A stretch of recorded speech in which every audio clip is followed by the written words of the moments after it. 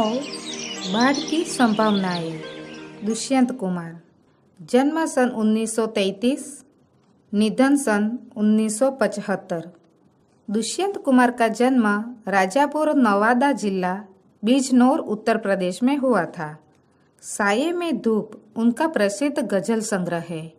एक कंठ विषयाई, जलते हुए वन का वसंत और सूर्य का स्वागत उनकी अन्य प्रसिद्ध कृतियां हैं। छोटे छोटे सवाल तथा आंगन में एक वृक्ष उनके प्रसिद्ध उपन्यास है।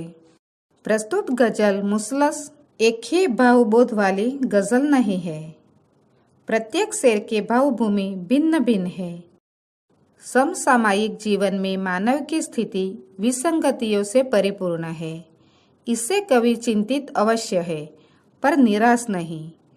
तमाम विषम परिस्थितियों की उपस्थिति के बावजूद उम्मीद की एक हल्की सी किरण अभी भी उसके यहाँ बरकरार दिखाई देती है। बाढ़ की संभावनाएं सामने है और नदियों के किनारे घर बने हैं। कवि कहते हैं कि नदियों में बाढ़ आने की संभावना हमेशा बनी रहती है। उससे भारी विनाश हो सकता है, पर नदियों के किनारे ही लोगों के घर बने हैं। फिर भी लोग वहां अपने घरों में निश्चिंत होकर रहते हैं। वे कहना चाहते हैं कि बाढ़ एक प्राकृतिक आपदा है।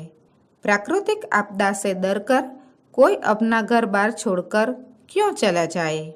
चीड़ वन में आंधियों की बात मत कर, इन दरख्तों के बहुत नाजुक तने हैं।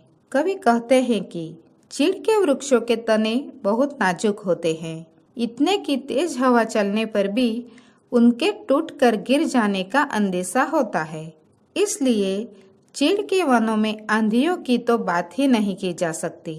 आंधियां चलने पर तो चीड़ के सारे वृक्ष धराशायी हो जाएंगे। इस तरह टूटे हुए चेहरे नहीं है, जिस तरह टूटे हुए ये आईने हैं। कवि कहते हैं कि लोगों में हताशा है, पर वे इतने पस्त नहीं है जिस तरह टूटे हुए आईने होते हैं। टूटे हुए आईने टूटने पर टुकड़े टुकड़े हो जाते हैं। आपके कालीन देखेंगे किसी दिन, इस समय तो पांव कीचड़ में सने हैं। कवि कहते हैं कि अभी तो कष्ट से गुजरने के दिन है। उनके पैर अभी कीचड़ में सने हुए हैं। इस कष्ट से मुक्ति मिलने पर ही वे किसी से सुखद आश्वासन अथवा उसके वैभव के दर्शन कर सकेंगे, वरना उस वैभव पर भी दाग लग जाएगा। जिस तरह चाहो बजाओ इस सभा में, हम नहीं हैं आदमी, हम झुनझुने हैं। कवि कहते हैं कि इस सभा में हमारी स्थिति किसी असहाय व्यक्ति जैसी है। तुम जैसे भी चाहो हमारा उपयोग करो। हमारी हैसियत आदमी के रूप में नहीं रह गई है। हम आदमी न रहकर किसी झुनझुने की तरह हो गए हैं। अब तड़पती सी गजल कोई सुनाए, हम सफर ऊंघे हुए हैं, अनमने हैं। कवि कहते हैं कि हमारे साथ चलने वाले लोग अर्ध निंद्रा की हालत में हैं और उन पर उदासी छाई हुई है।